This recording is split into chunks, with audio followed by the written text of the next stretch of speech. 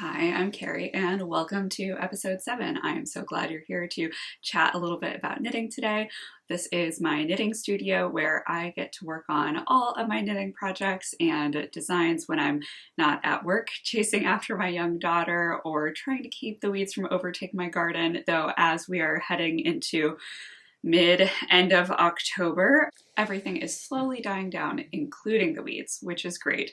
So I'll be able to get in a last little round of weeding and that sort of thing before, we have hard freezes and the ground freezes and all of that. Maybe get some more plants in the ground. But we're here today to chat about knitting, not my garden situation. I feel like the last couple of weeks have been quite the whirlwind. I have had a lot of stuff going on at home and at work, so knitting has kind of fallen a little bit to the wayside, at least in terms of what I wanted to get done versus what has actually gotten done, and I'm sure a lot of you can very much relate to that. That being said, I've still been making steady progress on all of my projects, which is great. Today I'll be sharing 2 finished objects, 2 work in progress updates, and 1 new project. So I'll start with what I'm wearing. This is my Bryce pillar cardigan. I knit this 2 years ago. This is a DK weight cardigan with cables and seed stitch. It's something that I wear all the time, and I just kind of throw it over whatever outfit I'm wearing. It's just like a, plain ready to wear black v-neck t-shirt. So yeah, making sure I'm wearing a little bit of hand knits, even if the rest of my outfit is not handmade. All right, let's get right into it with what I have finished since last time. First up, we have a finished tank top. This is Parsed Tank. I have been working on this for several months now, and I have it finally finished. This has a V-neck front and a square neck back. You can wear either side to the front, and I used Knotty Pine Fiber Company, the 2022 Advent to knit this up, and I just made a gradient slowly down each of the panels, so each panel looks a little bit different, and like this one's more gold, this one's a little bit more pink, and I'm really pleased with the finished results, though of course you can definitely see it is not actually fully finished here yet. So I finished this not last night, but the night before, and I haven't blocked it yet or woven in the ends. As soon as I wrap up filming here today, I will be putting this into soak and blocking it. That being said, even unblocked, I'm very excited about the fit of this one. Right now it's like a little bit closer fitting than my intended goal is. So I know that with blocking, it's going to relax a bit. So it'll have like a perfect, like close fitting, but still easy tank top fit, which is exactly what I was going for. So very excited about that. So this top is knit in 4 panels, and the last time I had recorded, I had finished the 3rd panel, and I'm not sure whether I had already started the 4th panel or not. But in the last couple of weeks, I finished the 4th panel and ran into some issues as I was knitting it. So I was using different sets of yarns for each of the panels, and on the first 3 panels, I was able to get super nice, like slow blends of color. Really pleased with the results there. But on my final panel, when I got into my 2nd color, when I started knitting just in that color, as opposed to alternating between 2 colors, I started getting a lot of pooling. The skein that I was using just has a little bit more variegation than the other skeins. And I guess not even more variegation, because all of the skeins have like beautiful, like painterly color effects where you have, just a bunch of subtle different colors in them. But in this skein, there was more contrast, I guess, between the colors. So there were some lighter portions and darker portions, and those darker portions were really all pooling together just with where my stitch count was landing. But I decided to rip back and alternate between 3 different colors instead of working one solid color, just to blend things a little bit more and to create a more similar effect to what I had in the other 3 panels. So that is what I did. The panel that has the blended colors is this one here, and where I was blending it was in this entire section.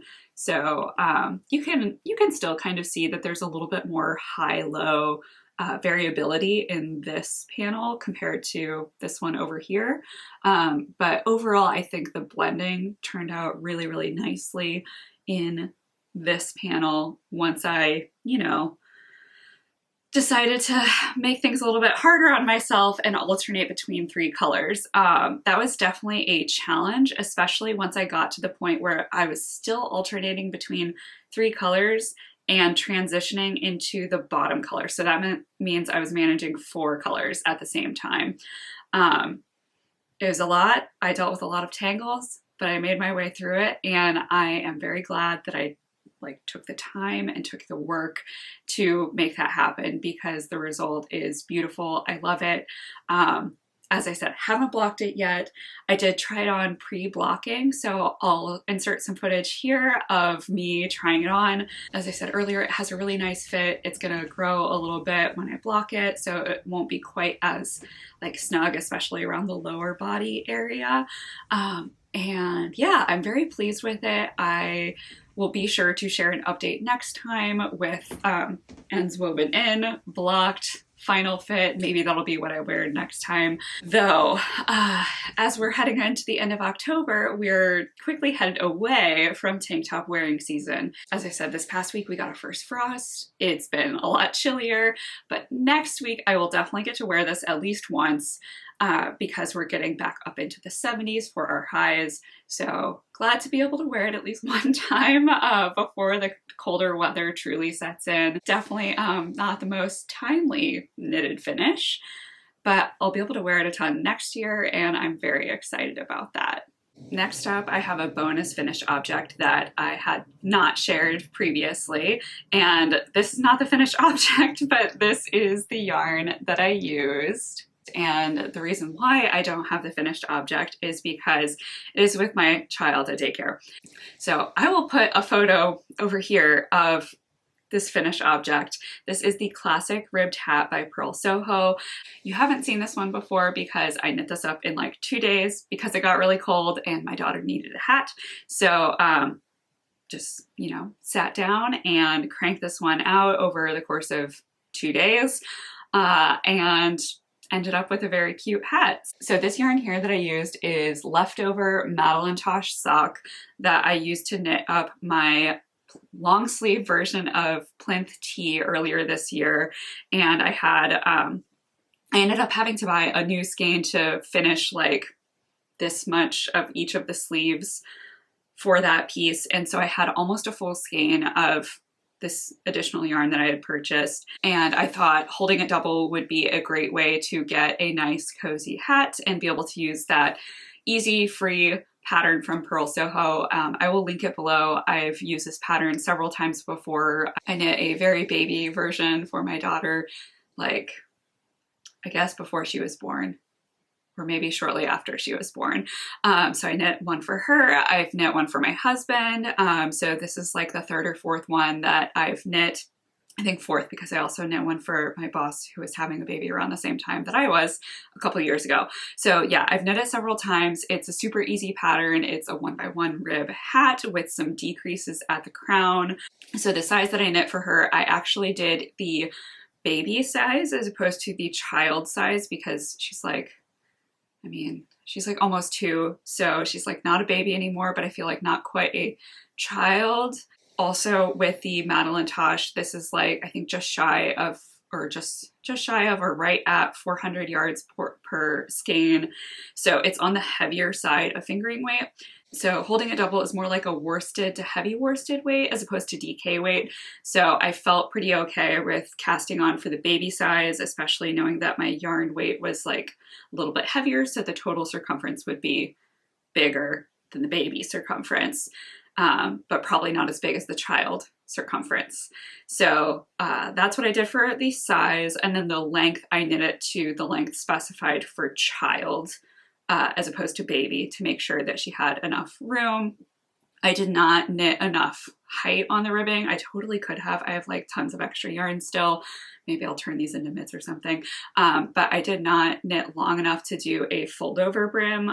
It's just kind of like a slouchy hat on her. I'll probably end up knitting another one in another color with other leftover yarn that I have, just because it is so fast, and I'm sure at some point that hat is either going to get A, very messy, B, ripped or something, or lost. Because, you know, she's a kid and she's at daycare, and daycare is always very good about making sure that we, you know, come home with our things, but stuff happens. Things get lost, things get, you know, a little messed up. And I mean, hey, that's the point of wearing clothes. You're going to wear them and use them, and that's great. And I can always knit more things. So probably should knit her another one so that, you know, we have a backup at hand ready for her. And maybe for that backup, I will do ribbing long enough so I can actually do a folded brim, because that is very cute to have the folded brim look. On to works in progress. I have a finished sock, finally.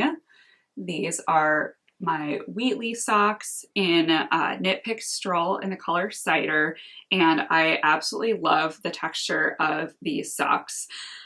I only have the one done. I'm glad I got the one done. I had all intentions of casting on sock number 2, but alas, my attention has been divided with other life priorities and other knitting projects, so that simply did not happen. I honestly really don't have anything new or different to share other than this is a half-done project where I have one sock.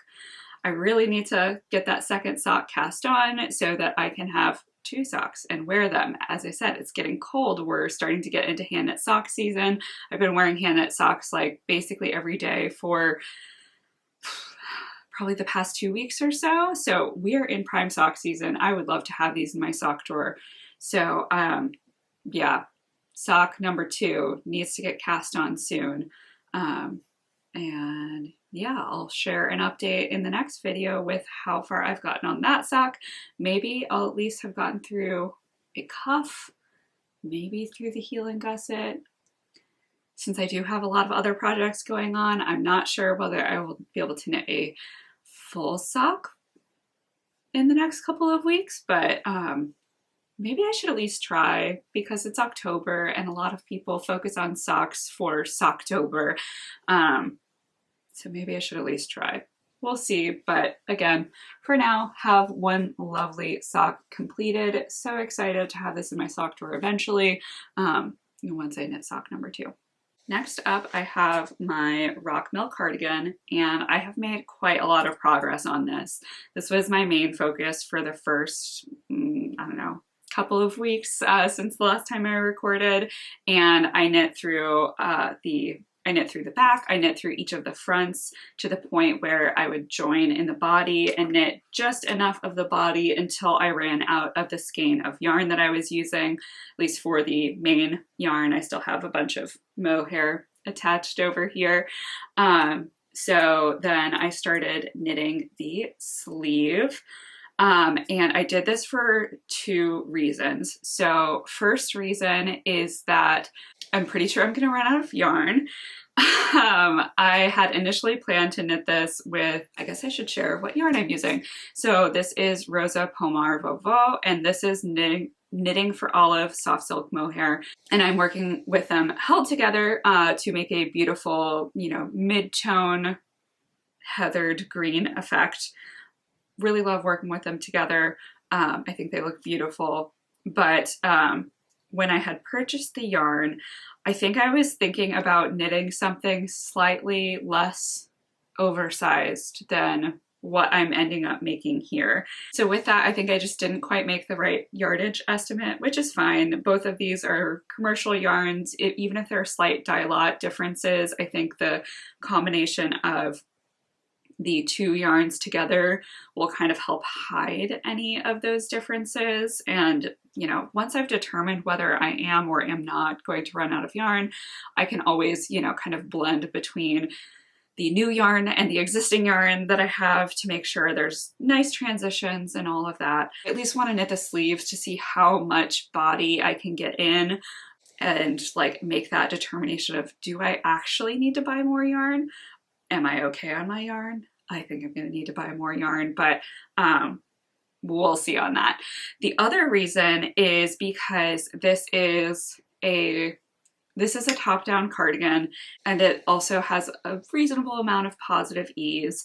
And with that, when you're first trying it on and you don't have a sleeve attached at the upper body, this armholes just kind of feel a little bit like big and overwhelming, and you know, might feel like the sizing isn't quite right. Part of this is a me problem because I tend to like not super oversized things. Like this cardigan has a fair amount of positive ease, but the sleeves aren't super oversized. It's still fairly like, tailored isn't necessarily quite the right word because it does have an easy fit, but you know, it's just not an oversized fit. So with this being a similar fit, but a little bit more relaxed than this cardigan, I was just a little bit worried about what the fit was going to be for the final garment, and whether I maybe needed to rip it out and go down a size or something like that. So I just started working on a sleeve so that I would be able to try it on.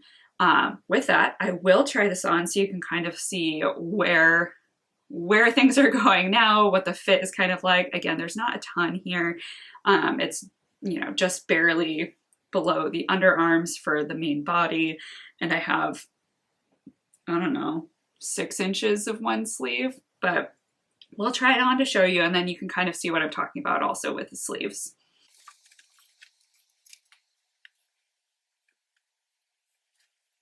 All right, so here we are with my partially finished, nowhere close to finished, partially started cardigan, and it has a nice V-neck shaping here.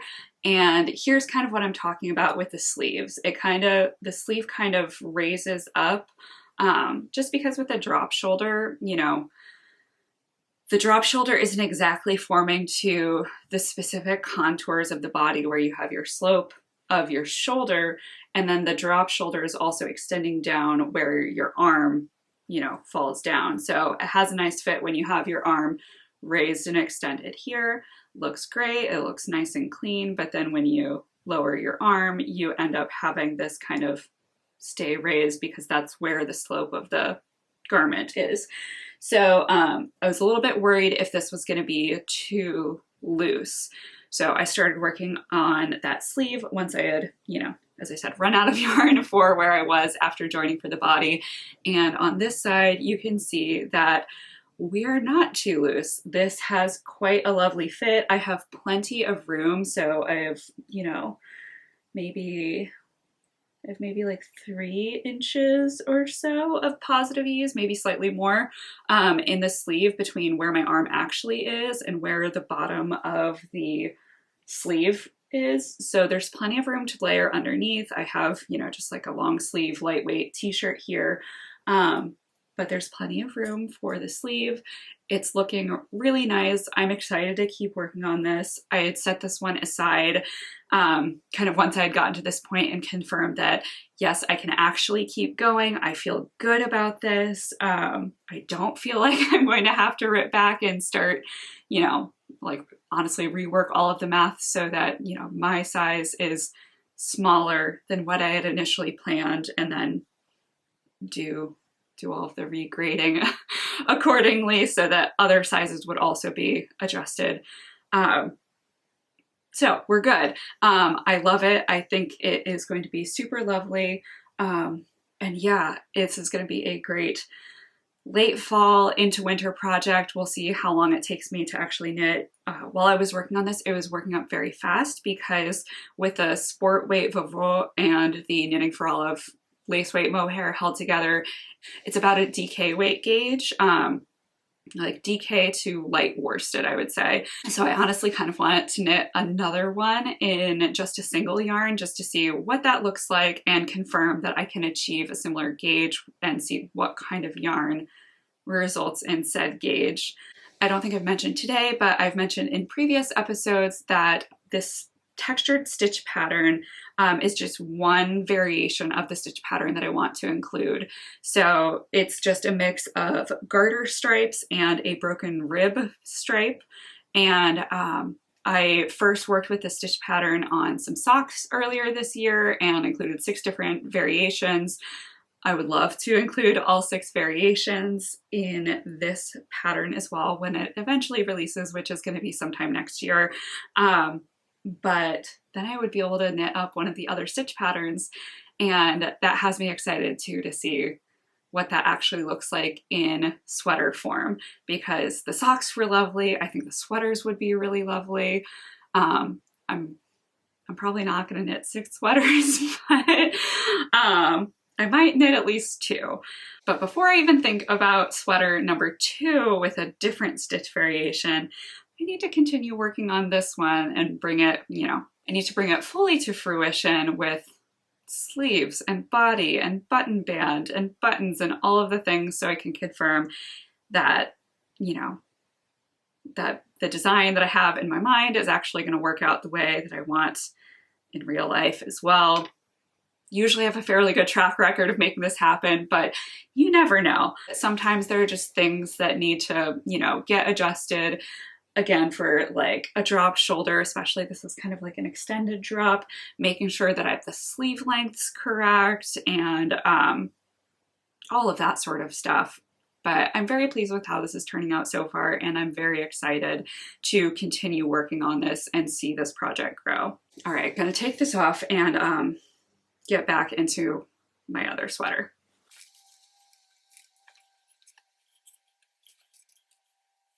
I have one last project to share today, and that is the very start of my next plinth sweater. So I've already knit this once, and this is my second go at it, partially because my first one is knit in black, and that is a little hard to photograph, but also because I want another one.